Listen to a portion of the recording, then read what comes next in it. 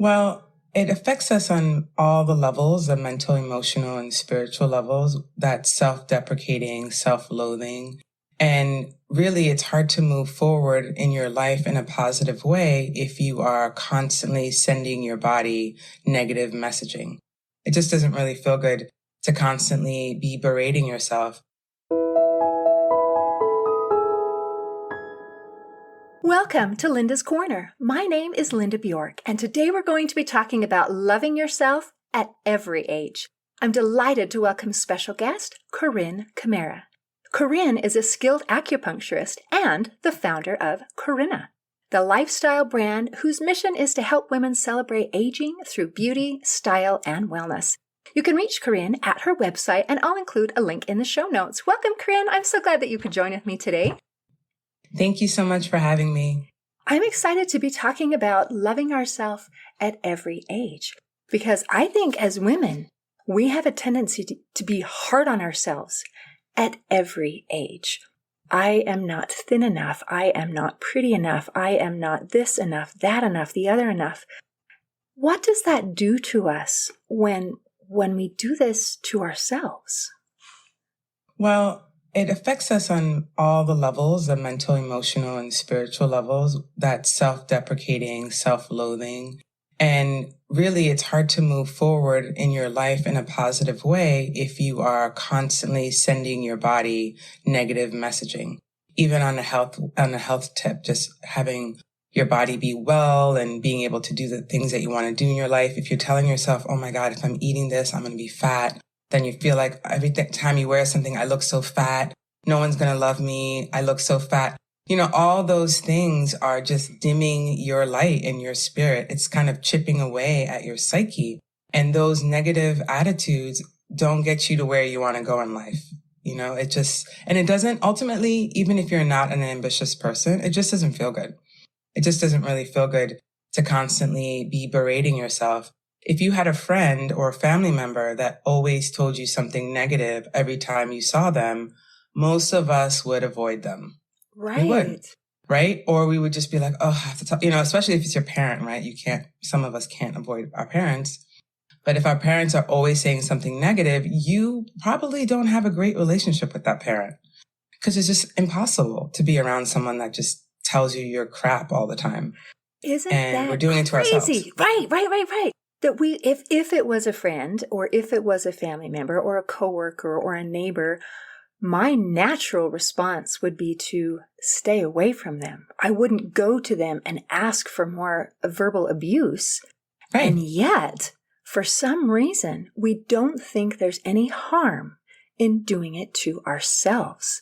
And that is, when you say it out loud, it sounds stupid. But when we're doing it, it feels absolutely normal and natural. And then the other thing that happens when you tell yourself negative things is that you accept when people speak to you poorly, right? Because if you don't love yourself and keep yourself at a high esteem, somebody can tell you something or judge you, and then you take it way more personal because that's what you say to yourself. Like if you're telling yourself that you're fat, you're so fat, and then somebody says, oh my God, you look so big in that, you blow up. You are really, really hurt because that is something that you think about yourself. Not only that, you're judging other people. Like if you're constantly saying something to yourself, you're always judging other people in that same vein. Like if you think you're fat, you're always thinking about other people's weight. You're like, oh my gosh, she looks so fat, and that, oh my gosh, she looks so thin. Like it's always going to be on top of your mind, and that's the energy that you're projecting. So if you hate yourself and you're saying negative things, it not only affects you, but it affects your relationships and how you view the world, because you're always looking through those lenses of judgment, hate, loathing, and that's the energy you're putting out to others.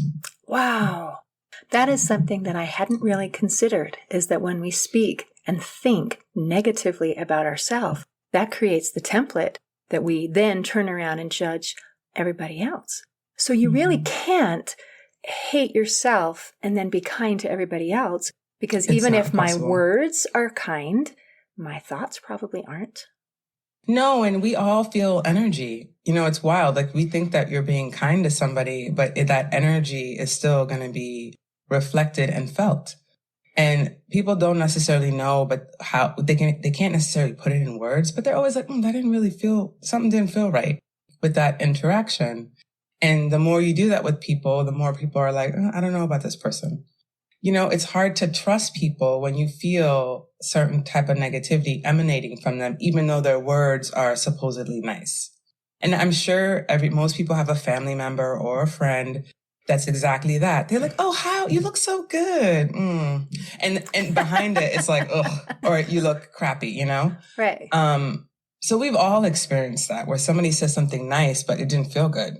And we're kind of like, So I think that's kind of how we operate in the world when we are thinking about ourselves so negatively. And as we age, it gets worse because for whatever reason, maybe that's just life pushing us to grow, right? And life is supporting us and to heal. I really believe that all of us are here to heal and become better people, and we're on a path of growth. And if you decide not to do that, I feel like those negative voices just become louder and louder and louder. And it's easier to give up because you're kind of like, well, I'm closer to death, so whatever, I'm just going to let it go. And I think I'm a firm believer that your emotional health affects your physical health and how you age, how the lines on your face, the arthritis and everything kind of coming in, the contraction, not being flexible and loose and open. So I think there's a really strong correlation of if you're not working on the things, those negative emotions that have affected your whole life, it just gets worse and worse as you get older. That is so interesting. And I believe as well that our emotional feelings, the things that we're feeling, the things that we're thinking become manifest physically. And Right. one of the ways that we have evidence of that is even the CDC says, 90% of our physical ailments are actually related to our stress. They're related to Right. what we're feeling and thinking. But I hadn't really thought of it about the lines on our face and the way that we look physically, but it makes sense. So let's say I am struggling with all of those things. I'm struggling with self-loathing. I don't like myself, Carine. How do I start? What action steps can I do to change from that place of self-loathing and being critical to a place of healing and peace and loving myself? Well, I think the first thing is to want to change. You have to truly want to shift the way that you are in your life. Because once you start on a path of self-love, it changes your whole entire life and how you think and how you feel and how you operate in the world. So you have to have that willingness to go through. You have to go through some stuff. You have to kind of go unpack these things that are holding you back from truly loving yourself. So the willingness is I would think, I say is the most important. And once you say, okay, I'm committed to self-love, then it just becomes a process of every day working towards that. It's not something that stops. It's a journey. Like you can never not love yourself enough. It's always like it's an infinite thing of learning how to love yourself and be compassionate to yourself, have empathy. And if it's hard for you to figure out, like if you're someone that doesn't like anything about yourself, focus on something that you love about you or somebody else. Like if there's someone in your family or somebody in your life that's very, very kind, or there's something about them that you really love, focus on that energy and how that makes you feel, and how can you take that energy into your heart and into your body, and how can you reflect it inside of yourself. So hopefully everyone has experienced a certain level of love in their life as an example of how you feel when you're around this person. Right? Most people feel relaxed. Most people feel accepted. There's a softness and there's a gentleness. And how can you reflect that for yourself? So taking that example and implementing it in your life. So when you start to say negative things about yourself, inject those positive affirmations. And for an action-oriented exercise, you can also look in the mirror and say that you love yourself. Just be like, I love you. And just affirm you're loving yourself all the time. Like take off all your clothes and go in front of the mirror and just start saying, I love you. I love you to different parts of your body, especially the ones that you don't love. Like if you don't like your thighs, you don't like your breasts, you don't like your stomach, whatever it is, infuse love into all these spaces. as much as you can. I mean, it's a process. So it's like the first time I did that, I ended up crying because I was like, oh my God, I didn't even realize how much I didn't love parts of my body. Because we wear clothes, we hide, we take a shower, but, most of us are not inspecting our body in a loving way. Most of us are kind of like, ooh, like, I don't like this, I don't like that. Most of us are not taking the time to look at ourselves for real and saying, oh my God, I love you. I love you. Oh my God, I love you, sagging boobs. I love you, stretch marks. I love you, cellulite. Thank you. Like, we're not doing that. Most of us are like, oh, no.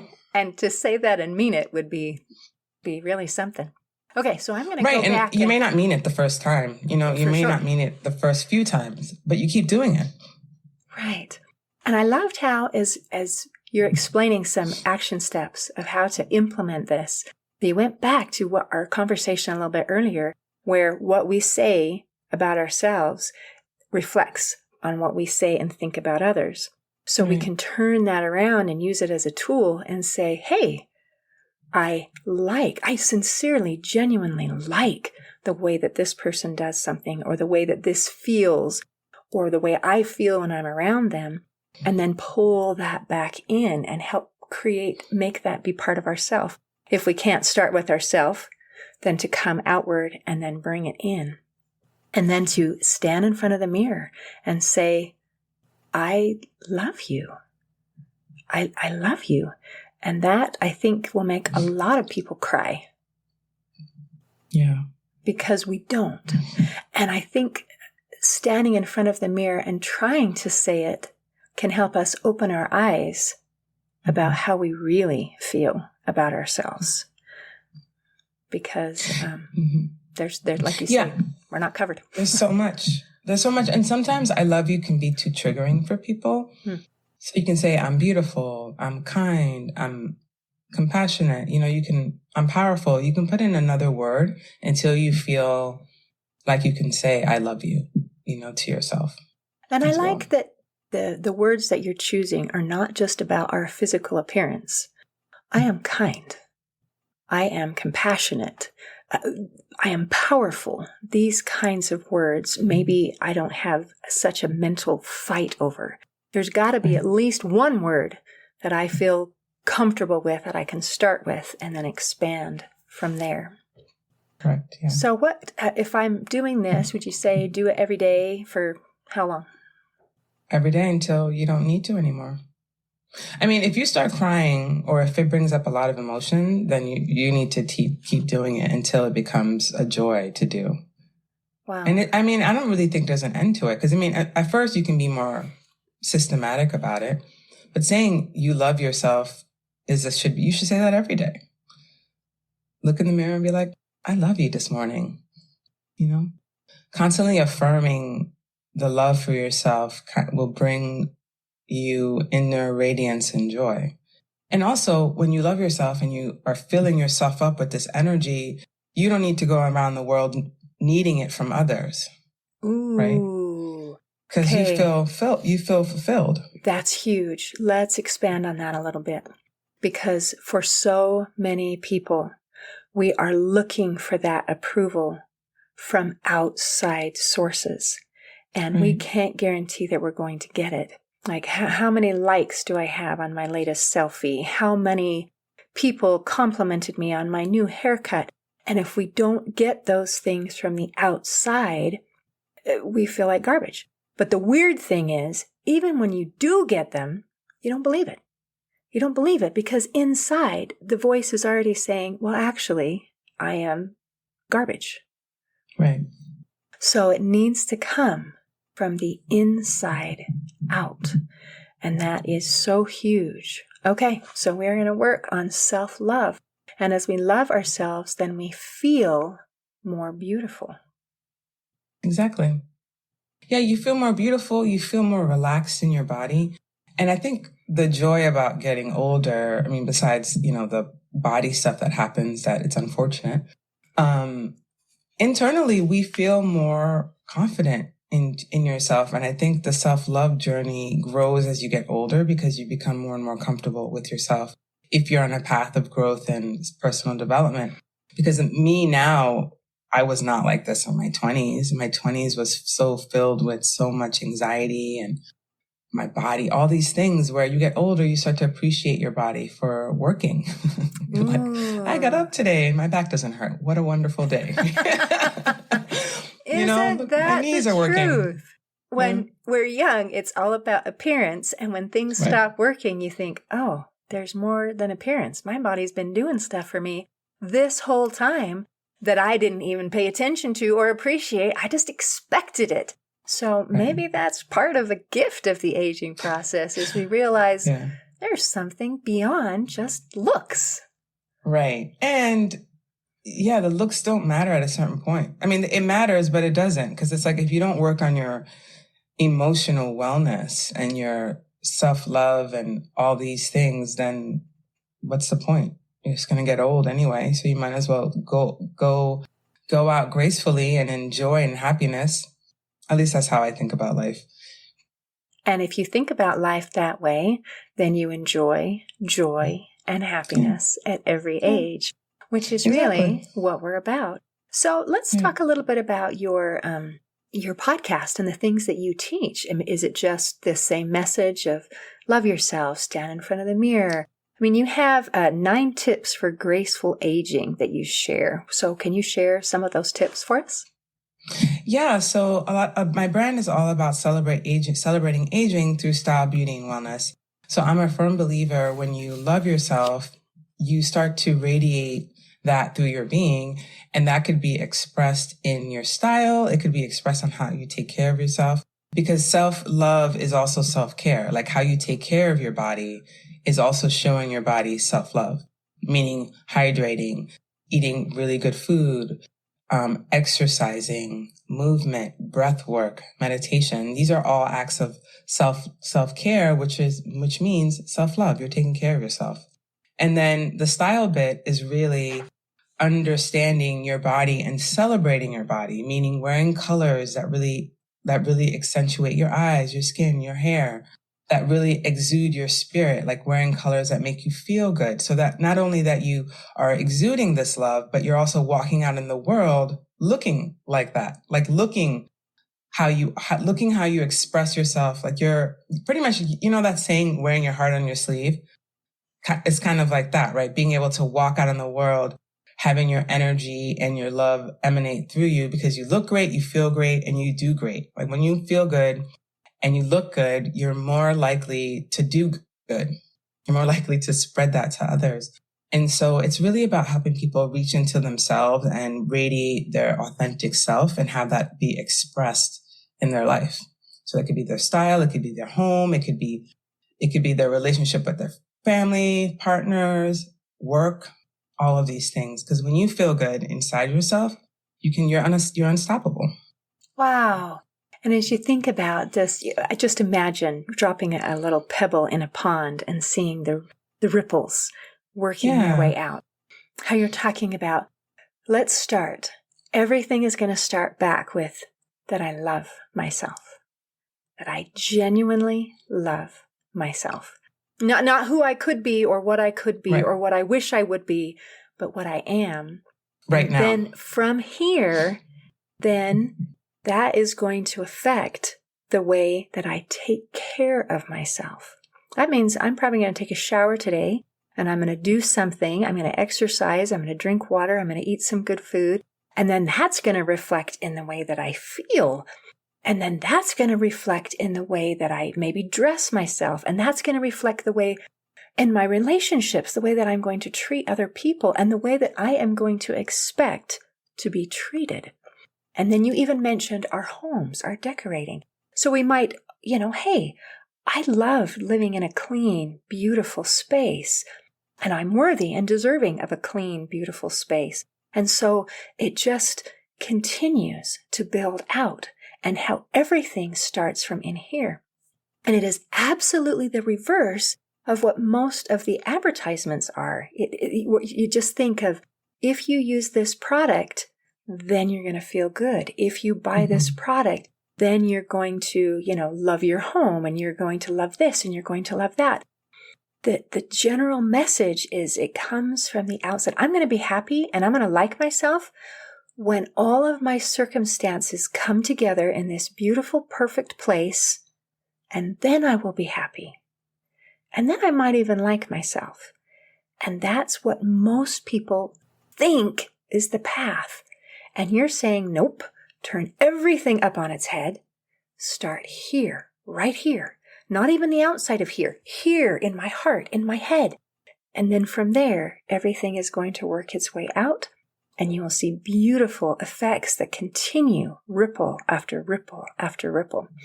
And that is a beautiful message I can 100% get behind. Thank you. Yeah, that's exactly it. I mean, those messaging, I feel like most of the media and most of our culture, for the most part, everything's mostly the opposite of what they tell us to do. And that's why it's so hard to love yourself, because the messaging is negative from start, from birth. We're hearing all these negative messaging over and over from school, from media, social media, everything. And so that's why it takes so much internal strength and fortitude to say, hey, I'm going to love myself and move from that space. And when you start loving yourself, you start realizing the certain things that you don't really care about anymore, or you don't really need this. You don't need that. You start to become more simplified in what you want to and how you want to live your life. And if you want to do something extravagant, it's coming from a place of abundance and not a place of deprivation. Because the media is saying you need this, because you are empty. So get this to fill you up. And then you keep buying and buying and buying. And it's like an endless journey because nothing is making you feel better. But when you do the opposite, it doesn't really work for the economy because you usually buy less. You're usually like, I don't really need, or you buy a lot. It's like you're free. You don't have to do whatever people tell you to do. You do it because you want to. Right? Or that. You know what I mean? So that's like a totally different energy of like shopping because you want to, not shopping because you need to, or doing anything because anyone is, you're in control of who you are and what you want to put out in the world. I like putting it under the label of freedom. That it doesn't mean I can't go buy a new wardrobe or do a whatever. Yeah. It just means I don't need it. Yeah. I don't need it. So. And or I want to. I want to have 5 closets full of clothes. Okay, great. But it's coming from a place of, oh yeah, wonderful. Not like, oh my God, I feel like I'm not X, Y, and Z until I have all these clothes. That's not it. Because I meet so many women that have that energy of like, I need to have this so I can feel this, but they still don't feel this. They don't feel whatever they want to feel. They keep buying and buying and buying. And that's important to recognize, that when we try to feel that emptiness from the outside in, it doesn't make it inside. No, it's a black hole. It's a black hole that never, ever gets, there's nothing you can even do about it. It's like if you're in a black hole, and I've experienced this so many times when you're in this black hole of pain and deprivation and you're trying to you just have to move to a different lane or frequency because it's not going to work. So you might as well just start to love yourself and go on another lane, go on another energy, because that deprivation pain cycle is just a rabbit hole that's infinite. And you can stay there for the rest of your life, but no matter what you do, the drugs, the alcohol, the food, the sex, whatever, nothing is going to heal that. The only thing that heals it is just moving to a whole other plane of existence where you're in love with yourself. You're moving in that place of kindness and positivity and joy. That's the only thing I found that's been helpful. That's beautiful. And do you have a personal story of going from a black hole to feeling like, oh, I like myself, I love myself? Or has it always been easy for you? No, I wish. No, I wasn't clinically depressed because I never went to psychologists really. I should have, but I didn't. My parents were immigrants, so the idea of taking me to psychologist wasn't really part of the thing, part of the way they thought about the world. But I was depressed up until I was 29. I was like suicidally depressed. I tried to take my life when I was a kid. And then I had a really bad accident when I was 29. I was the kind of person that just thought about ways in which I can die without actually killing myself. So I would drive my car and be like, maybe today, this is the day somebody's going to hit me and I'm going to die. Like that was my thought. That's what I was thinking every single day, all day. And then my car went down this cliff and I almost did die. And even while I was going down this hill, I was kind of like, oh, this is like, I was relieved that I was going to be able to die today. And then my car stopped. And literally I heard a voice say, stop. You need to stop with this killing yourself business. You're not going to die. And I was like, and that was the beginning of me getting out of my depression in terms of suicidal ideation. And since I was 29, I stopped thinking about dying every day. And then it was a journey, like from 29 to, I would say 35, I really was working on loving myself and not getting rid of it, but really working on my self-loathing and talking to myself differently, meditating, exercising, taking care of myself differently. I'm still on a journey of self-love.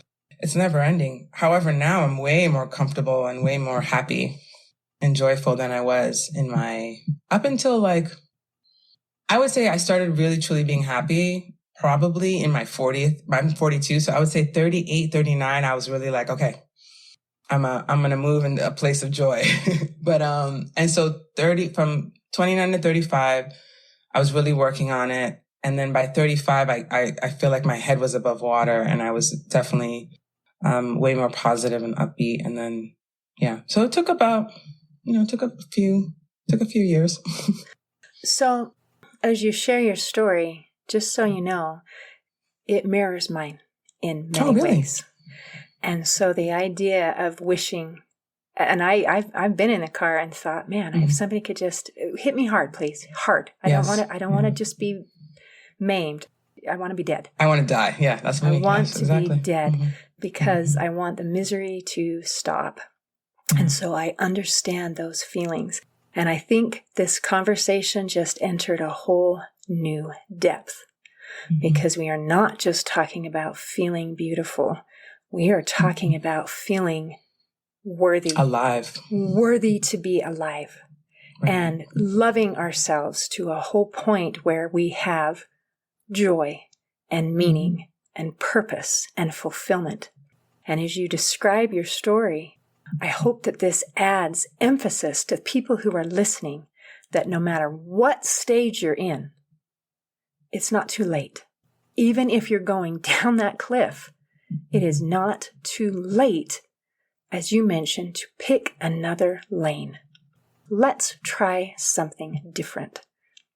And the things that we need to do are actually simple, small and simple. Standing in front of the mirror and saying, I love you is a simple thing, but it's hard. It's very hard.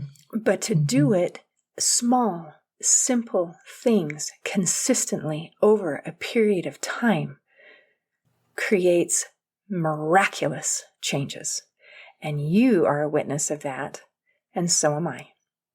Yeah. That we can be happy. Yeah, it's a choice. And, I have a mentor, and she was like, it's a choice to be happy. You've been choosing to be depressed. And I'm an empath, highly sensitive type of person. And I feel like a lot of people that are sensitive healers tend to have very difficult upbringings and childhoods. And so I was in that category of just being like, why am I on this planet? Like, it does not, I still am like, this is like...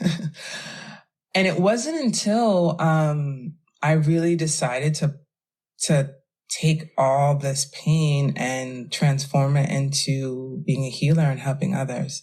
And I think once I started focusing on others and being of service, then I took myself out of the equation, and it was less about me and more about how can I serve and how can I be helpful and uplift others. And so my depression and all that pain totally made sense once I was like, oh, this makes sense, because I really had to choose to be alive, to be happy, to love, to live from a place of joy. And I don't want to live my life in a state of depression, because not only does it not feel good, it's not great for your health. You're always tired. You have aches and pains that come out of nowhere. It's hard to sleep. You don't really have meaningful relationships. You're lonely. I mean, the list goes on and on and on. it's a painful way to live in the world. And I've lived that way for almost 30 years. And so for me, and I'm counting my childhood, I was depressed. I was a 5-year-old that was depressed. So when I say 30 years, I mean my whole entire childhood, I was mostly depressed. And so I hit 40 and I was like, oh God, no, I'm not living the next 50 or however long I'm on this planet in a depressed way. I think COVID for me slapped me into consciousness because I was like, okay, I could go outside, breathe some little microscopic virus and then die. And am I going to be on my deathbed being like, oh my God, I lived most of my life in this being depressed. And that's why I was like, you know what? I want to celebrate aging. I want to celebrate life. I want to live my life and be happy because we have such a small amount of time on this planet that is it really worth being depressed because my butt's too big? Who cares? I mean, when it comes down to it, it's not like, I mean, I believe in God. And so for me, I'm like, I can't imagine going to heaven and being like, God being like, oh God, your butt was so big. Ugh, poor you. Really? I don't know. It doesn't seem to matter really, ultimately. Expanding the perspective a little bit makes those problems that might seem so significant a lot smaller. Right. It's like, I want to leave the planet feeling like, oh my God, I feel so fulfilled. I have so much love in my heart. I feel like I helped so many people. I'm happy. I'm peaceful. I can go in a way that feels like I contributed something positive to this planet Earth, as opposed to, beating up myself until the day I die. And then what? So for me, that's kind of what all changed for me. COVID really was like, okay, I don't want to live my life this way anymore. Well done. For many people, unfortunately, it flipped a switch the other way. But I also love that the meaning and the purpose and the fulfillment is coming from helping others. And it has to be, because aging is a thing. We are going to get older. We cannot stay 18 years old forever. We actually only get to do that once. And so if we find that meaning and purpose in something that we have control over, then that gives the power within. I can choose to love myself. I can choose to help others. I can choose to be kind. But maybe I can't choose the size of my butt. You know what I mean? So it gives more power when you find meaning and purpose in things beyond just our physical appearance. Right. And, and I feel like it's hard for people that are considered not classically beautiful, that are overweight, that have deformities. It's very, very painful for lots of people when you don't look a certain way because people truly feel like they're not going to be loved.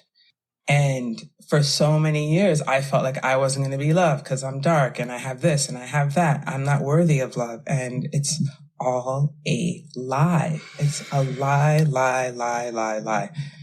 Everyone's worthy of love. If you love yourself, there are people out there that will love you, no matter what you look like, how big you are, how skinny you are, how short you are, how tall you are, how many pimples you have, whatever. You can add the whatevers to that list. People will love you. You love yourself. You put out love. You're a good person. You're kind. You're funny. You're friendly. People are so desperate for love and they're so desperate for good people to have around them. Who's going to, everyone wants it. So I feel like it's one of these things where it's like you forget that people want love because you're so desperate for love yourself. This is when you don't love yourself.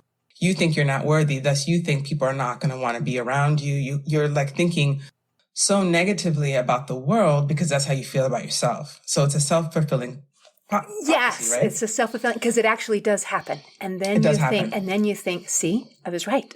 Right. And we can create the opposite as well. You can absolutely create the opposite. Magical. You create the opposite by focusing on you, loving yourself, taking care of yourself. If there's things that you want to change about your physical body, go ahead. I mean, hey, it's a free will. Do what you want. But come from a place of, I love myself. I'm caring about this body. I'm eating well. I'm exercising. I'm taking care of my body. I'm doing things because I love myself, no matter how big, skinny, whatever I am. It's like accepting who you are at the time right now. This is all we have, this very moment. And that's so important to just accept yourself and be like, okay, this is my shortcomings. We all have deficiencies. I mean, that's just human. And you just got to love it for what it is, and move on. And if I'm waiting to love myself until I'm perfect, I'm never going to love myself. No. And what's perfect? What's perfection? Oh, good point. Because there's so many different ideas. Right. And it varies from culture to culture, right? It's something perfect in America is not going to be perfect in Asia, not going to be perfect in Latin America. So it's so subjective. So it's like, if you're going to live by these standards, you're going to be disappointed all the time because it always changes. And it changes decade to decade. The 90s having narrow eyebrows was a thing. Now it's the bushy eyebrows. I mean, so, are you always going to follow these trends? I mean, it's too hard. It's just too hard. And it doesn't work. It doesn't. I mean, and ultimately at the end of it all, does that really truly matter to you? I think most of us, when we're hitting a wall, when your life flashes before your eyes, you're thinking about your family, you're thinking about who you love, your partner, your kids, your grandparents, your friends, your life. You're not thinking about, oh, my hair and my butt. These are not the thoughts that you have. We've all had these moments. A few weeks ago, I was driving and these cars were swerving and I literally saw my life flash before my eyes because I'm okay, now I'm really, and I wasn't suicidal. I was really scared for my life. And I remember all my friends. I was like, oh my God, how am I going to say bye? What if how are people going to know if I died on the road today? I wasn't thinking about all the things that I hate about myself. I don't really hate much about myself, but you know what I mean? I wasn't thinking about those things. And I think most people can relate. They're not thinking about that. They're thinking about love. They're thinking about their family. They're thinking about relationships. This is what we all are here to do, is build relationships with others. We're a big tribe called the humans. We all just want to be around each other, figure out how to be with each other. This is a big old tribe. And then we have more depth of character. There's that saying that beauty is more than skin deep. And when we have that depth of character, there's more to us. There's more to love, really. So thank you, Carine, for visiting with me today. This has been delightful. Is there anything else you want to make sure we cover before we close?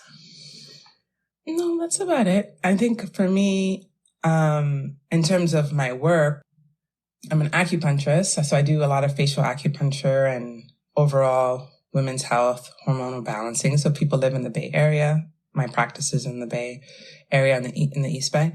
And then I also work as a stylist. So I help women with their style, their colors, pretty much helping them have the self-love and have that expressed through their clothing. And I offer that in person or online.